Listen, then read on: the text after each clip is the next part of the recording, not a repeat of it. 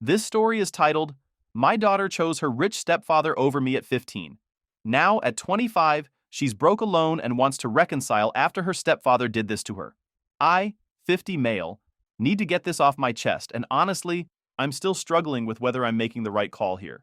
This whole mess started about 12 years ago when I split with my ex-wife Nicole, 48 female. But to understand why I'm at this crossroads now, you need to know the full story. Back then, I was literally working myself to the bone with two full-time jobs. We're talking 80-hour weeks, alternating between a day shift at a warehouse and evening shifts at a local restaurant. The economy wasn't great, and I was doing everything I could to keep our heads above water. Bills were always breathing down my neck. Mortgage, utilities, car payments, you name it. I'd skip lunches sometimes, just to make sure there was enough food on the table for my family. Nicole, though, she was something else entirely. Looking back, I should have seen the red flags from the start. But you know how it is when you're in love and trying to make a marriage work. She came from a more privileged background, and no matter how hard I worked, she acted like I was somehow failing her by not providing the lifestyle she thought she deserved. You wouldn't believe some of the arguments we had. I'd come home exhausted after a double shift, and she'd be there with a jewelry catalog, circling things she wanted for her birthday. When I'd try to explain that we needed to budget carefully, she'd hit me with lines like, "My father would never have let his family live like this," or "I didn't marry you to live paycheck to paycheck." It was soul-crushing, honestly. We had a daughter together, Chelsea, now 25F, and I really thought that would be our common ground. You know, that whole staying together for the kids thing? But instead of bringing us closer, Chelsea became another point of contention. Nicole would constantly undermine me in front of her, making comments about how Daddy can't afford this or that, or how other kids at school had better things. I tried to teach Chelsea the value of money, the importance of hard work, but Nicole would roll her eyes and tell her not to listen to my poor person mentality. The real kicker? Despite all her complaints about money, Nicole wasn't exactly contributing much to our financial situation. She had a part-time job at a boutique, but most of her paycheck went to her personal expenses: designer clothes, salon appointments, lunch dates with her friends. Meanwhile, I was pulling double shifts and still getting grief about not providing enough. I remember this one incident that really captures what I was dealing with. It was Chelsea's 10th birthday, and I'd saved up for months to throw her a nice party at this local pizza place. Nothing super fancy, but it was clean, fun, and the kids loved it. Nicole spent the entire party making snide comments about how basic everything was, and how embarrassing it was that we couldn't afford to rent out that expensive indoor playground like Chelsea's classmate had done the month before. The stress was unreal. I started having anxiety attacks, which I'd never experienced before. My blood pressure was through the roof, and I was barely sleeping. The doctor told me I needed to reduce my stress levels, but how could I when every day felt like walking through a minefield of criticism and demands? I tried suggesting marriage counseling, thinking maybe if we could get on the same page about our finances and expectations, we could make it work. Nicole's response? The only counseling we need is financial counseling to figure out how you can earn more money. It was like talking to a wall that only echoed back demands for more, more, more. Looking back now, I can see how this toxic environment was setting the stage for everything that would follow.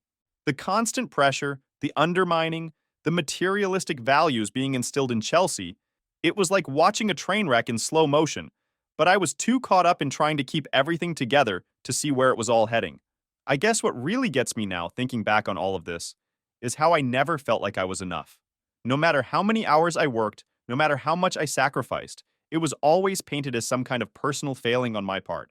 The narrative was never, Dad works really hard to provide for us. It was always, Dad can't afford what we deserve. Living with Nicole wasn't just difficult. It was like being stuck in an endless performance review, where you're constantly being told you're not meeting expectations. Every single day. I'm talking about the kind of situation where you'd wake up already feeling like you'd failed somehow, and the day hadn't even started yet. Let me give you some specific examples, since many of you asked for more details. One time, I remember coming home after a particularly rough 14-hour workday. I'd picked up an extra shift because Nicole had emergency shopping to do. I walked through the door to find shopping bags from high-end stores scattered across our living room. The credit card bill for that month ended up being over $3,000, money we absolutely didn't have. When I tried to talk to her about it, she looked at me like I was speaking alien language and said, "Well, Chelsea needed new clothes for school. Want to know what these needed items were? A $400 designer backpack, Because apparently, the perfectly good one from last year was embarrassing. 3 pairs of shoes from some brand I couldn't even pronounce, because all the other moms get their kids the right brands. And get this, she'd bought herself a matching designer purse because she couldn't let Chelsea be the only one with nice things. The real kicker? When I pointed out that this would mean I'd have to pick up even more extra shifts to cover the bill, she actually said, "Well, maybe if you had a better job, I wouldn't have to feel guilty about buying basic necessities." Basic necessities. That's what she called a $400 backpack. Eating out was another constant battlefield. If I suggested a family restaurant, Nicole would make this face. You know the one, where someone's trying to hide their disgust but wanting you to see it at the same time? She'd spend the entire meal making comments loud enough for nearby tables to hear. "I can't believe we're eating at a place with plastic cups," or "I guess this is what passes for atmosphere these days." One time, I'd saved up for 2 months to take her to a nice restaurant for our anniversary. It wasn't the fanciest place in town, but it was well reviewed and definitely above our usual budget. The moment we walked in, before we'd even been seated, she started in with, "Oh, this is where we're eating?" Then throughout the entire meal, she kept pulling up Yelp on her phone, pointing out all the better restaurants we could have gone to instead. She even made a point of telling our waiter that it was our anniversary, then adding, "But apparently this is as good as it gets." The house was another constant source of conflict. We lived in a decent 3 bedroom in a safe neighborhood with good schools. But Nicole would give tours to her friends like she was showcasing a disaster area. "And this is our cozy kitchen. We're planning to renovate as soon as someone gets a better job." Or, "Sorry about the basic countertops." Some people just don't understand the importance of granite. The worst part was how she'd involve Chelsea in her materialistic mindset. She'd take Chelsea window shopping at expensive stores, pointing out all the things Daddy can't afford to buy us. She'd encourage Chelsea to make wish lists of ridiculously expensive items, then act sympathetic when I had to explain we couldn't afford them. "I know, sweetie," she'd say. "I grew up having nice things too. Some people just don't understand our standards." Even basic household decisions became exercises in humiliation. When our washing machine broke down, I researched and found a reliable, mid-range model that got good reviews. Nicole turned it into a 3-week drama, refusing to settle for anything less than some premium brand that cost 3 times as much. We ended up having to do laundry at her mother's house, who of course had the expensive brand, while Nicole told everyone who would listen about how I was forcing her to live without proper appliances. The constant comparisons to other families were exhausting. Every time one of Chelsea's classmates got something new, a phone, a laptop, a vacation, it became evidence of my failure as a provider. Nicole would casually drop into conversation how all the other dads managed to afford these things. She never seemed to consider that maybe those other families had dual incomes, or different circumstances, or were drowning in debt to maintain appearances. Holiday seasons were particularly brutal. Nicole would spend weeks creating elaborate wish lists, then act martyred when I suggested we needed to stick to a budget.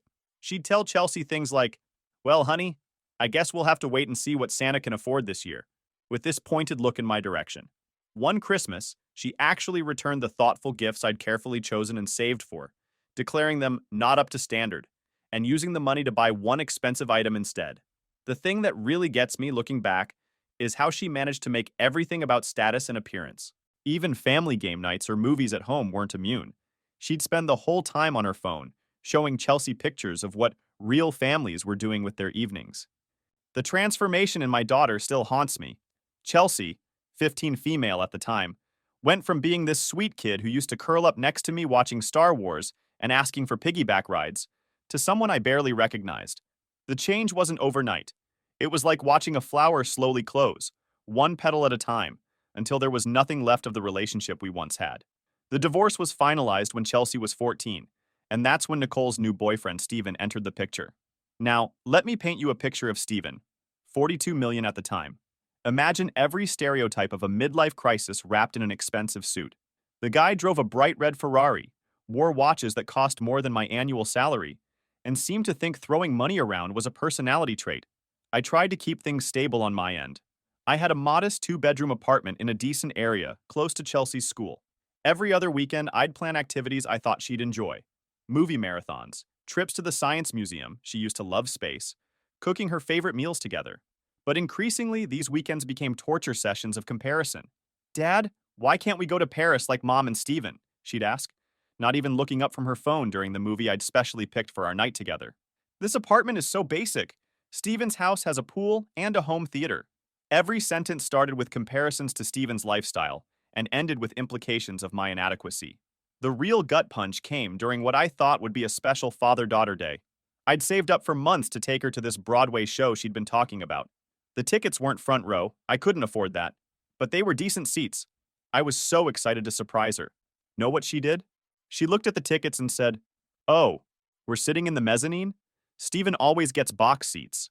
Then she spent the entire show texting and making it clear how bored she was. Her 16th birthday was another nightmare. I'd saved up to buy her this really nice camera. She used to love photography, had even won a school competition the year before. When she opened it, she just stared at it like I'd handed her a brick. "Mom and Steven are getting me a car," she announced. A real present. The camera ended up in her closet, never used. Later, I found out she'd tried to sell it online. The attitude at school events was humiliating. During parent-teacher conferences, she'd introduce Steven as her dad and pretend not to see me sitting there. At her school orchestra performance, she played violin. She made sure I sat in the back while Steven and Nicole got the prime seats she'd reserved. When I tried to give her flowers after the show, she literally turned her back on me and posed for photos with them instead. Every interaction became a transaction. She'd call or text, and my heart would leap thinking she wanted to talk. But it was always about money. "Dad, everyone's getting the new iPhone." "Dad, I need $300 for this school trip." "Dad, my friends are all going to this concert." When I couldn't afford these things, she'd hit me with guilt trips that felt scripted by Nicole. "I guess I'm just not worth investing in." Or, "Why can't you be successful like Steven?" The entitlement reached new heights when she started driving. Steven had bought her a brand new BMW for her 16th birthday. I couldn't afford to match that, but I tried to contribute by offering to pay for her gas. Instead of appreciation, I got complaints about how embarrassing it was to have to use regular gas instead of premium. She actually said, "Steven says premium gas is what successful people use." I guess you wouldn't understand that. The worst part was watching her internalize Nicole and Steven's materialistic values. She started treating her old friends differently based on their parents' income levels. This sweet girl who used to share her lunch with kids who forgot theirs was now making fun of classmates for wearing non-designer clothes. She'd come to my place for dinner and take photos of the food to send to her mom, adding sneering comments about how basic everything was. I tried everything to maintain our relationship. I went to therapy to learn better ways to communicate with teens. I picked up extra work to try to give her some of the things she wanted. I even swallowed my pride and asked Steven if we could all sit down together and talk about providing a united front for Chelsea's sake. His response? He laughed and said he'd handle the lifestyle department, and I should focus on whatever it is you can actually provide. Looking back, I realized I was losing her long before she actually cut me off. Every eye roll, every comparison to Steven, every disappointed sigh when I couldn't afford something, they were all little deaths of our father-daughter relationship. But even knowing that didn't prepare me for what came next. After months of Chelsea, 17 female at the time, dodging my calls and texts with increasingly ridiculous excuses, I finally managed to get her to agree to meet me for dinner. Looking back, I should have seen the signs. She suggested meeting at this ridiculously expensive restaurant, the kind of place Steven would take her to, instead of our usual diner. I think she knew I couldn't afford it, but I was so desperate to see her that I dipped into my emergency savings just to make it happen. I got there early, dressed in the nicest clothes I had, which, according to the looks from the staff, weren't nice enough. I waited at that table for 45 minutes past our agreed time, sending text after text, each one making me feel more pathetic than the last. When she finally showed up, she didn't even apologize for being late. Just sat down, looked at her phone, and said, "I can only stay for like 30 minutes. I have plans later." The waiter came by and without even looking at the menu, she ordered the most expensive items she could find. I watched her tap away at her phone while rattling off dishes I knew would cost me nearly a week's worth of groceries. When I gently suggested we might want to look at some of the more reasonable options, she rolled her eyes and said, "God, Dad, this is why I hate coming out with you. It's always about money." That's when I tried to have the talk. You know, the one where you lay all your cards on the table and hope for some kind of breakthrough. I started telling her how much I missed her, how it hurt that she was constantly canceling our weekends together, how I felt like I was losing my little girl. Her response? She put her phone down, finally, looked me straight in the eye, and said with this cold smile, "You want to know the truth, Dad? I don't need you. You're always broke and can't give me the life I deserve. Do you know how embarrassing it is to have a father who can't even afford to eat at nice restaurants without checking the prices first? I sat there, stunned, as she continued, each word like a knife. Steven takes me shopping and doesn't make a face when I pick something expensive. He gets me the latest iPhone without lectures about appreciating the value of money. He knows what it means to provide properly for family. Then came the real bombshell. She reached into her designer purse, a gift from Steven, of course, and pulled out some legal papers. I want you to sign these, she said, sliding them across the table like she was some kind of corporate executive closing a deal. It's papers to terminate your parental rights. Steven wants to adopt me officially. I felt like I couldn't breathe. The restaurant, with all its fancy decorations and well-dressed patrons, started spinning around me. Chelsea, I managed to say. You can't be serious. I'm your father. I've been there since the day you were born. Remember all the times we... She cut me off with this laugh that didn't sound anything like my daughter. If you're not going to keep up with my lifestyle, then what's the point of having you as my dad? Steven can provide everything you can't. Plus, it's not like you've been much of a father anyway. When was the last time you took me on a real vacation? Or bought me something without complaining about the price? I must have sat there for what felt like hours, just staring at those papers. They were already filled out, just waiting for my signature. The methodical nature of it all, how she'd planned this ambush, chosen this expensive restaurant, knowing I'd be out of my element, prepared this speech, it broke something in me. Chelsea, I tried one more time. Money isn't everything. I love you. I've always loved you. I've worked multiple jobs, missed sleep, skipped meals, done everything I could to provide for you. Maybe it wasn't enough for your standards, but it was everything I had to give. She stood up, grabbing her purse. Love doesn't pay for designer clothes or luxury vacations, Dad. I need a father who can keep up with the lifestyle I deserve. Steven can do that. You can't. It's that simple. Then, as if twisting the knife wasn't enough, she added, "Oh, and you can take care of the bill, right? Since this is probably the last dinner we'll have together, you wouldn't want to end it by being cheap." She walked out, leaving me sitting there with an expensive meal I hadn't even touched, and a stack of papers that essentially asked me to erase myself from my daughter's life. The waiter came by with the check, and I handed over my credit card, knowing it would be declined. I had to call my brother to help pay for the meal. One final humiliation. I didn't sign those papers that night, but something else was signed and sealed. The death certificate of my relationship with my daughter. I sat in my car in that fancy restaurant's parking lot until 3 a.m., crying like I hadn't cried since I was a child. That conversation with Chelsea broke something fundamental in me. You know those movies where someone gets hit and you can actually hear the bones cracking? That's what it felt like. Except the breaking was happening somewhere inside my chest, somewhere doctors can't reach with their instruments. The first week after, I couldn't even get out of bed. I called in sick to both jobs, using up what little PTO I had saved. My phone kept buzzing with texts from Nicole, not because she cared, but because Chelsea had told her about the restaurant incident, and she wanted to discuss my selfishness in refusing to do what's best for our daughter. Each message was like another shovel of dirt on the grave of my former life. I started making mistakes at work, basic stuff that I'd never messed up before. At the warehouse, I kept misplacing orders. At the restaurant, I'd forget customers' orders or bring the wrong dishes. My managers were patient at first. I'd been reliable for years. But after the third time I nearly caused an accident with the forklift, they had to let me go. The restaurant followed suit a week later when I had a breakdown in the middle of a shift, sobbing over a plate of spaghetti because it was Chelsea's favorite dish I used to make for her. The job losses started a domino effect. Without income, I couldn't make rent. My landlord was understanding at first, but kindness has its limits when bills need to be paid. I had 2 weeks to clear out of my apartment. The same apartment where Chelsea's height marks were still penciled on the doorframe, where her old art projects were still stuck to the fridge with alphabet magnets. Here's the part I haven't told anyone until now. Not even my therapist knows the full extent of it. For 3 months, I was homeless. Not the kind of homeless where you're couch surfing at friends' places. I mean properly, genuinely homeless. I'd spend nights on subway platforms because they were warmer than the streets. During the day, I'd wander around the city, using the last of my phone data to apply for jobs while sitting in fast food restaurants, nursing a single coffee for hours just to stay somewhere warm. The worst part wasn't the physical discomfort, it was the shame. I'd duck into public bathrooms to wash up, wearing the same clothes for days because I couldn't afford laundry. I'd avoid eye contact with everyone, terrified I'd run into someone who knew me, someone who might tell Chelsea or Nicole about what had become of me. The irony wasn't lost on me. I'd finally become exactly what they'd always accused me of being, a failure. I hit my absolute lowest point one night when I was sitting in a 24-hour diner, counting change to see if I could afford a cup of soup.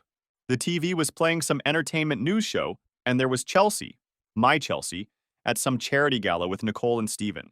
She was wearing a dress that probably cost more than I made in a month when I was working, talking about their recent family vacation to the Maldives. The interviewer asked about her family, and she gushed about how amazing her dad was. She meant Steven, of course. I wasn't even a footnote in her story anymore. That night, I found myself standing on a bridge, looking down at the water below.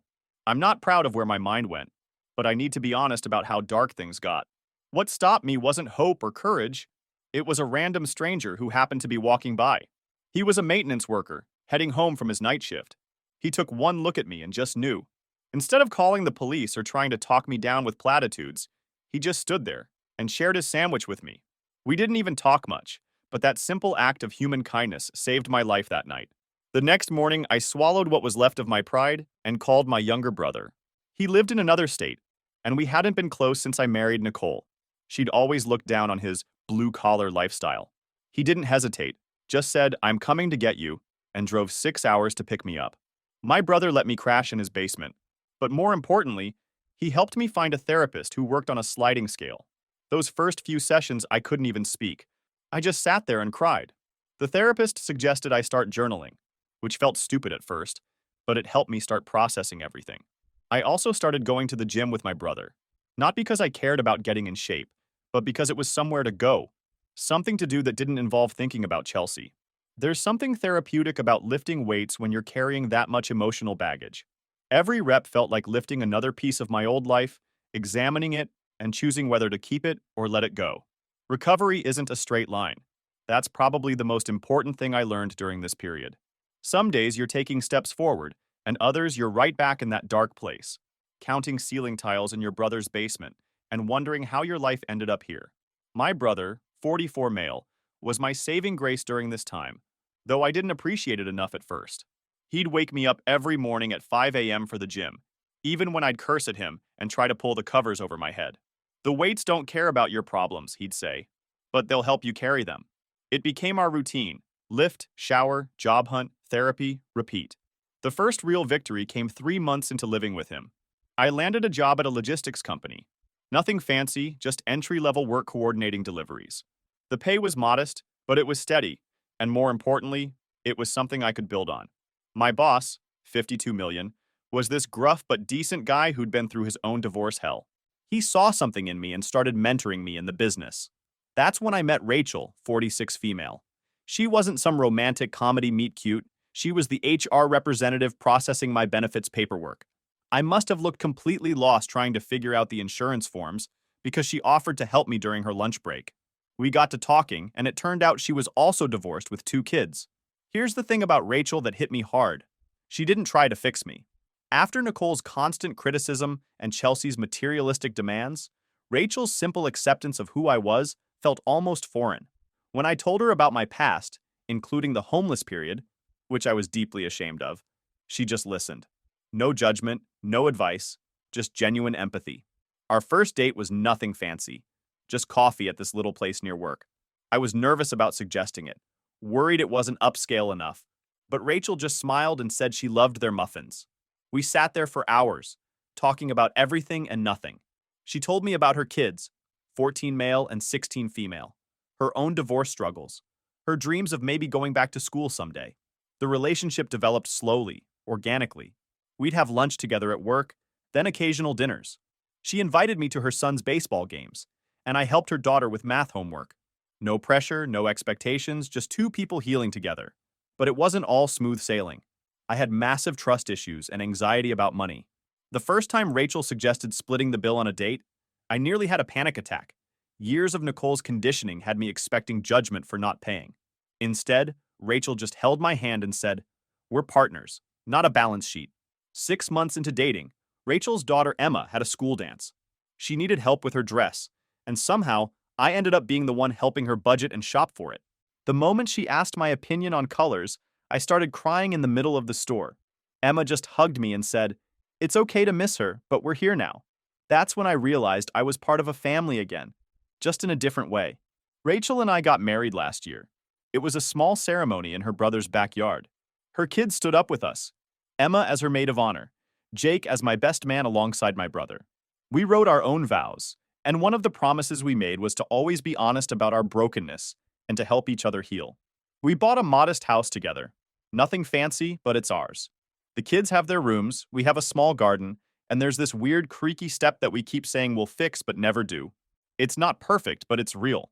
Every birthday, every holiday, every minor achievement is celebrated not with expensive gifts or fancy restaurants, but with genuine joy and presence. I still have my moments. Sometimes I'll see a father and daughter together at the store, or hear Chelsea's favorite song on the radio, and it hits me all over again. But now I have people who understand that grief isn't something you get over. It's something you learn to carry differently. Then that day came, I was picking up groceries at Whole Foods. Ironic, I know. The store Chelsea used to mock me for not shopping at. When I literally ran into her. Chelsea, 25F now, was standing in the wine aisle, looking exactly like a younger version of Nicole. Designer everything. That same entitled posture. For a moment, I thought about pretending I hadn't seen her. But she spotted me first. "Hey, Dad," she said, with this practiced, casual tone like we'd just seen each other yesterday. Not like she'd spent the last 8 years pretending I didn't exist. "I finally decided I need you back in my life." The shopping basket nearly slipped from my hands. 8 years of therapy helped me keep my composure. But inside, I was that broken man on the subway platform again. She kept talking, filling the silence with words that felt rehearsed. "Stephen and Mom got divorced last year," she explained, examining a wine bottle like we were discussing the weather. "Turns out he was cheating with his secretary. How cliché, right? But that's not why I'm here." She put the bottle back, picked up a more expensive one. "I've been doing some thinking, and I realized maybe I was a bit harsh back then." A bit harsh. That's how she described destroying her father's life. Then came the real reason for this sudden reunion. "I'm starting my own business," she announced. "A boutique PR firm. Mom's not in a position to help right now, and Steven's new wife doesn't want him investing in past relationships. I thought maybe we could reconnect. You know, father-daughter style." I stood there, grocery basket growing heavy in my hands, as she continued. "I've got all the plans drawn up. The space I want is perfect. It just needs some renovation. We could spend time together while you help me get it started. Like, financially, I mean. It would be a great investment opportunity for you." That's when something in me snapped. Not in a breaking way this time, but in a moment of pure clarity. I looked at my daughter, really looked at her, and saw not just who she was, but who she'd always been since Nicole and Steven molded her in their image. "Chelsea," I said, my voice steadier than I expected. "I've moved on. I've built a life with people who respect me. I have stepchildren who value me for who I am, not what I can buy them. My other kids matter too." Her face did this thing I remember from her teenage years, that slight sneer that always preceded a cruel comment. "What's the point of having you as dad if you can't support me like I deserve?" The next day, she showed up at my mom's house. Her grandmother she hadn't spoken to in 8 years. My mom called me immediately, telling me how Chelsea had burst into tears, talking about how much she missed her family and needed support during this difficult time. But when Mom gently suggested that if Chelsea wanted to be part of the family again, it would need to start with genuine relationships, not financial support, Chelsea's tears dried up remarkably fast. She actually laughed and said, "I'm only here for the lifestyle. If you can't give me that, then why bother?" So here I am. Read it. My daughter's back, but she's not really back. She just needs a new sponsor now that Steven's gone. Part of me wants to help her. She's still my daughter, after all. But a bigger part remembers those nights on the subway platform, the therapy sessions, the slow process of rebuilding my self-worth. Am I the a-hole for not wanting to let her back into my life? For choosing my mental health and my new family over my biological daughter? My wife Rachel supports whatever decision I make, but says I need to make it for the right reasons. My therapist suggests maintaining firm boundaries if I do decide to reconnect. Edit. Holy crap, this blew up. Thank you for all the awards and support. To answer some common questions. 1. Yes, Chelsea knows about my homelessness period. Nicole apparently told her during one of their fights with Steven, using it as an example of why some people never succeed in life. 2. No, Steven didn't adopt her. The papers never went through, though not for lack of trying on their part. 3. Yes, I've offered to have a relationship with Chelsea that doesn't involve money. Her response was, What would be the point of that? Edit 2. To those asking about Nicole's current situation, apparently Stephen had been moving assets around for years preparing for the divorce. She got far less than she expected, and her expensive lifestyle isn't sustainable anymore. The irony isn't lost on me. Edit 3. My stepchildren have asked if they should reach out to Chelsea as potential siblings. I've advised against it. I don't want them exposed to that kind of toxic materialism. They've seen photos of her and know the story, but I've never spoken ill of her to them. They came to their own conclusions after hearing about her recent visit. Final update. After reading all your comments and talking it over with my family and therapist, I've decided to send Chelsea one final email. I'll tell her that I'm open to having a relationship with her, but only if it's based on genuine connection, not financial support. The ball will be in her court. Given her response at Mom's house, I'm not holding my breath, but at least I'll know I tried one last time to be her father, not her banker.